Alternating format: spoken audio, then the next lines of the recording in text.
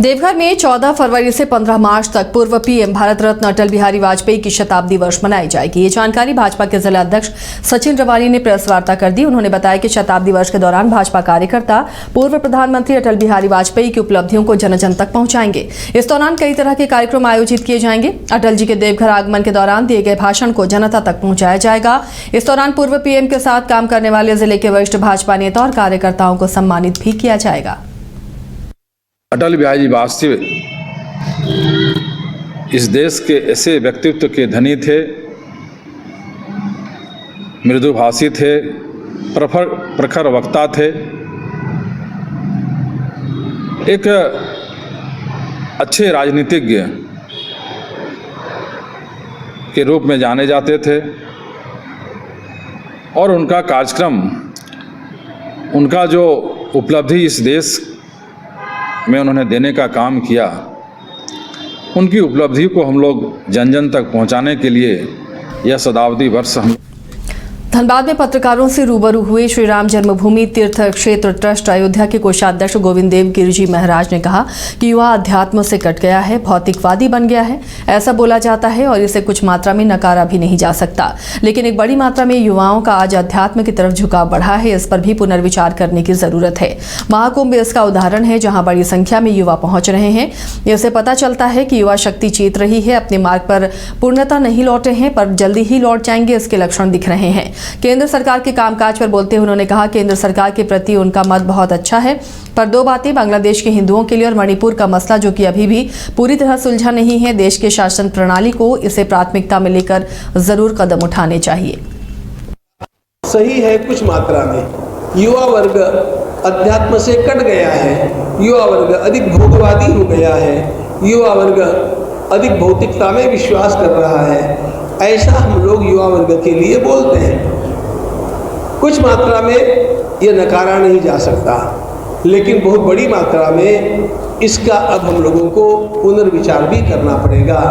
क्योंकि आप देखिए, आज जो मंदिरों में दर्शन के लिए बढ़ने वाली भीड़ है, जो संख्या में वृद्धि हो रही है, तीर्थों के पर्यटकों की जो वृद्धि हो रही है, इन सब में युवा वर्ग की प्रधानता है। हम लोग श्रीमद् भागवत आदि आयोजनों के अंतर्गत ही सब अवलोकन करते हैं, लेकिन इन सारे स्थानों में सेवा देने के लिए भी युवा वर्ग बड़ा तत्पर है।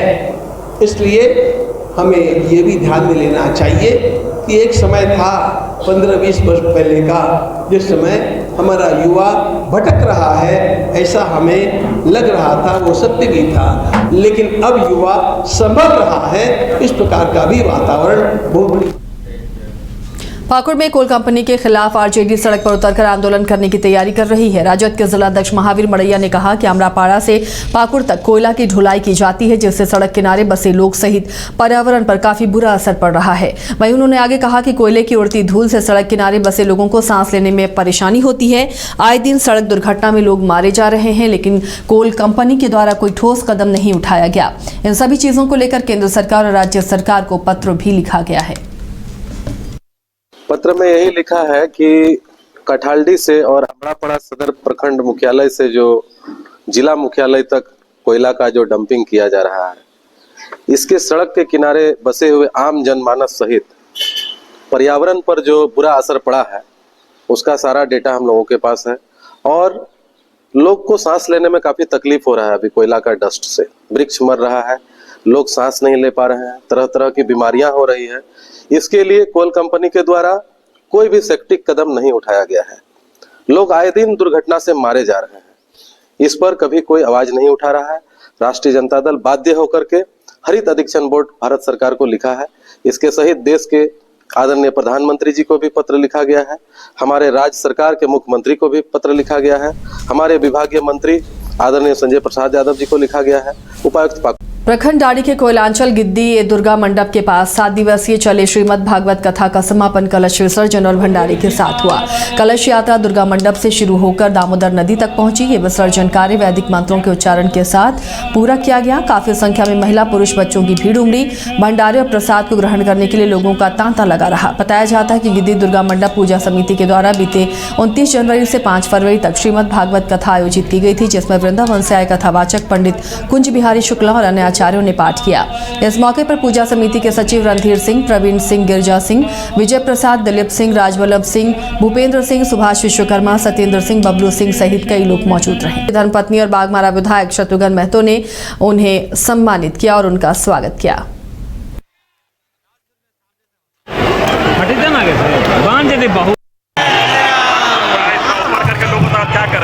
बहुत भव्य धाम है। हम सीधा कुंभ से आ रहे हैं, तो अब सबको कुंभ का बहुत फल मिल रहा है, ये समझिए। ये कुंभ से कम नहीं है। जहाँ कुंभ होता है, जहाँ सब मिलकर के भजन करते, कीर्तन करते, ध्यान करते हैं, समझ लेना स्वर्ग का द्वार खुल गया। युवा विस्थापन मोर्चा के बैनर तले अंचल कार्यालय बड़कागांव में अधिवक्ता सह समाजसेवी अनिरुद्ध दांगी की अध्यक्षता में लखेंद्र ठाकुर के संचालन में एनटीपीसी पकली बरवाड़ी कोल खनन परियोजना में कट ऑफ डेट को लेकर 1 दिवसीय धरना देकर बीडीओ के माध्यम से मुख्यमंत्री के नाम ज्ञापन सौंपा गया और मांग की गई कि पकली बरवाड़ी खनन परियोजना से विस्थापित होने वाले ग्रामीणों और युवाओं को विस्थापन का लाभ देने के लिए एनटीपीसी और झारखंड सरकार मिलकर कट ऑफ डेट 17 मई 2016 की तिथि निर्धारित की गई है, जिससे परियोजना के हजारों युवक युवतियां विस्थापन के लाभ से वंचित रह जाएंगे, क्योंकि उनका विस्थापन वर्तमान समय में 2025 में किया जा रहा है। अभी उनकी उम्र 18 से 26 वर्ष तक है। वैसे लोगों का विस्थापन का लाभ मिल सके, इसलिए 1 दिवसीय धरना देकर प्रखंड विकास पदाधिकारी के माध्यम से मुख्यमंत्री के नाम ज्ञापन विस्थापित प्रभावित क्षेत्र की जनता ने सौंपा है। इस कट ऑफ डेट में बढ़ोतरी की मांग की है। इस धरना में पहुंचे युवक युवतियों ने क्या कुछ कहा, सुनिए। 18 साल से अधिक उम्र वाले सभी युवकों को विस्थापन देना होगा। ये क्या मांग है, क्यों तख्ती रखें और धरना दे रहे हैं? इसलिए रखें क्योंकि 2016 में जिसका 18 साल हुआ उसको विस्थापित मिल रहा है, जिसको अभी 2016 के बाद जिसको 18 साल नहीं हुआ उसको नहीं मिल रहा। हम लोग इसीलिए यहाँ धरना पे आए हैं क्योंकि हम लोग को भी मिलना चाहिए, क्योंकि हम लोग कहाँ जाएंगे, हम लोग को भी तो भी चाहिए ना। ना हम लोग का खेत बच रहा है, ना कुछ भी बच रहा है। मेरे मम्मी पापा जो किसान करते थे उन लोग को उन लोग को ना वहाँ पे रोजगार दिया जा रहा है, कुछ भी नहीं दिया जा रहा। तो हम लोग कहाँ जाएंगे? हम लोग का जो खेती बाड़ी था उसी से हम लोग अभी इतना बड़े पाल, तो अभी अभी हम लोग को शादी करने का उम्र है, हम लोग का खेत बाड़ी सब छीन रहा, तो हम लोग कहाँ जाएंगे? यही बोलना चाह रहे।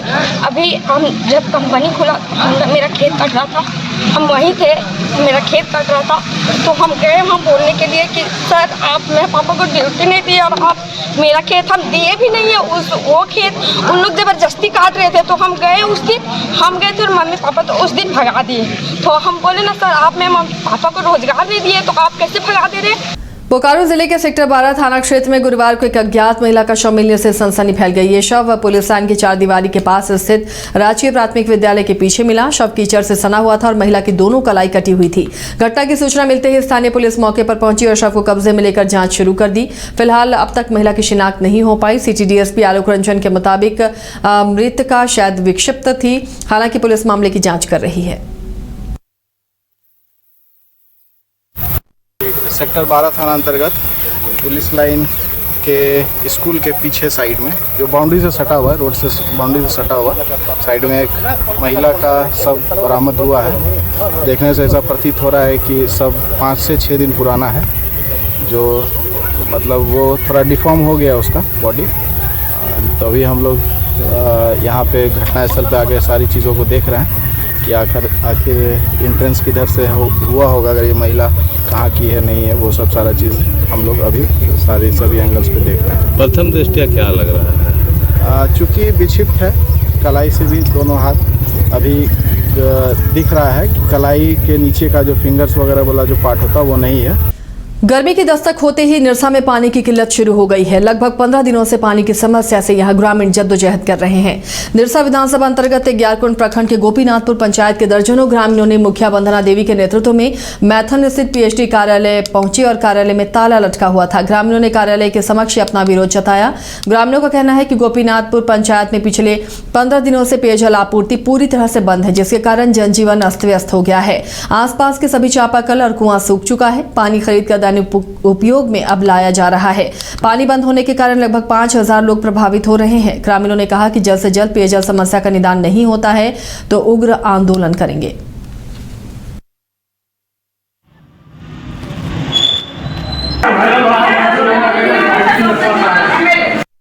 गोपीनाथपुर में पिछले 15 दिन से पानी का समस्या चल रहा है। हम लोग को पानी नहीं मिल रहा है, इसलिए हम लोग ब्लॉक पहुंचे। क्या कारण है पानी नहीं मिल रहा? पहले तो मिल रही थी। हम लोग को पाइप फट गया और जिसको मरम्मती कराया गया फिर भी हम लोग को पानी नहीं पहुंच रहा है। तो ये जो पानी की समस्या थी, इसको लेकर कहीं शिकायत की है कि नहीं किसी जनप्रतिनिधि से आप लोग? हाँ, शिकायत तो सब जनता कर ही रहे हैं अपना।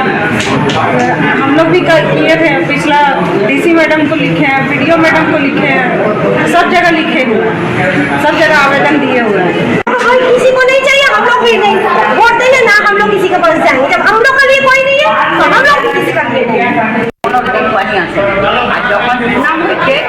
झारखंड में होने वाले निकाय चुनाव को लेकर अब पार्टियां रेस हो रही हैं। आरजेडी ने इसे लेकर एक प्रेस वार्ता रांची में की है और मीडिया को संबोधित करते हुए राजद के युवा प्रदेश अध्यक्ष रंजन यादव ने कहा कि निकाय चुनाव में राजद भी बढ़ चढ़कर हिस्सा लेगी। वहीं कांग्रेस द्वारा जातीय जनगणना को लेकर उठाए गए मुद्दे पर राजद ने उसका समर्थन किया है।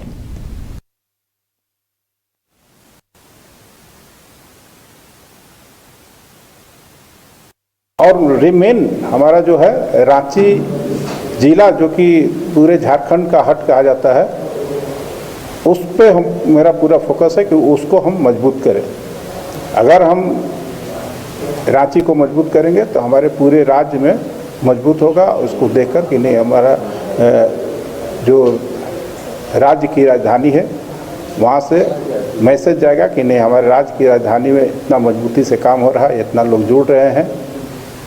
और हमारे नेता आदरणीय तेजस्वी यादव जी का जो विचारधारा है उसको लेके चल रहे हैं। उनके पीछे युवाओं का एक फौज खड़ा है और युवा शक्ति के रूप में हम उनके साथ खड़े हैं। इसके लिए हम कमलेश जी, कुंवर सिंह जी और रविंद्र सिंह जी को हम धन्यवाद देते हैं कि इन्होंने अपना संगठन का विस्तार किया। कमलेश जी तो अभी अपना संगठन का विस्तार करेंगे, आज ही उनको दायित्व दिया गया है। हमको पूरा उम्मीद है कि उस संगठन का विस्तार भी जल्द कर लेंगे।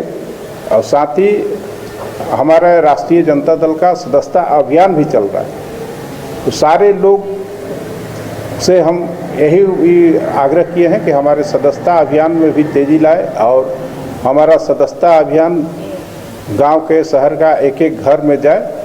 इसके लिए हम प्रयास कर रहे हैं और इसी के लिए कड़ी में हम सारे युवाओं को जोड़ रहे हैं।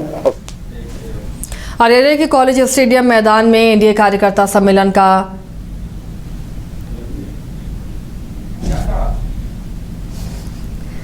जामताड़ा से ये खबर। सिद्धू कानू मॉडल स्कूल में वार्षिक खेलकूद प्रतियोगिता का आयोजन किया गया। इस मौके पर मुख्य अतिथि के रूप में प्रदीप राणा, ओसी नाला और अरजित मुर्मू मुखिया नाला उपस्थित रहे। कुल 14 तरह की खेल प्रतियोगिताओं में छात्रों ने भाग लिया, जिसमें दौड़, ऊंची कूद, लंबी कूद, फुटबॉल, क्रिकेट, कबड्डी, बैडमिंटन और अन्य खेल भी शामिल थे। प्रतियोगिता के आखिर में विजेताओं को सम्मानित किया गया। सिद्धू कानू मॉडल स्कूल के द्वारा आयोजित इस खेलकूद प्रतियोगिता का उद्देश्य बच्चों में शारीरिक शिक्षा के प्रति जागरूकता बढ़ाना और उन्हें स्वस्थ जीवन जीने के लिए प्रेरित करना था। पुरस्कार वितरण के बाद प्राचार्य प्रीतम सरकार ने सभी बच्चों को खेल के महत्व के बारे में समझाया।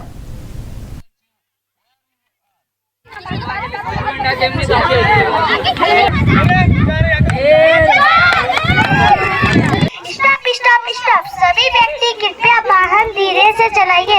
अगर आप सीएम हेमंत सोरेन से जुड़े आचार संहिता मामले में हाईकोर्ट में सुनवाई हुई, जिसमें जवाब दाखिल करने के लिए सरकार ने वक्त मांगा है। अब इस मामले में 8 हफ्ते बाद मामले की अगली सुनवाई होगी। मामले की अगली सुनवाई तक सीएम पर पीड़क कार्रवाई पर अदालत ने रोक बरकरार रखी है। आपको बता दें कि इस मामले में सीएम हेमंत ने क्रिमिनल रिट याचिका दाखिल कर रखी है, जिसमें पश्चिमी सिंहभूम जिले में उनके खिलाफ दर्ज प्राथमिकी को रद्द करने का आग्रह किया गया है। साल 2014 के चुनाव के दौरान पार्टी प्रत्याशी के पक्ष में चुनाव प्रचार में गए थे। उस दौरान उन पर आचार संहिता उल्लंघन का मामला दर्ज हुआ था।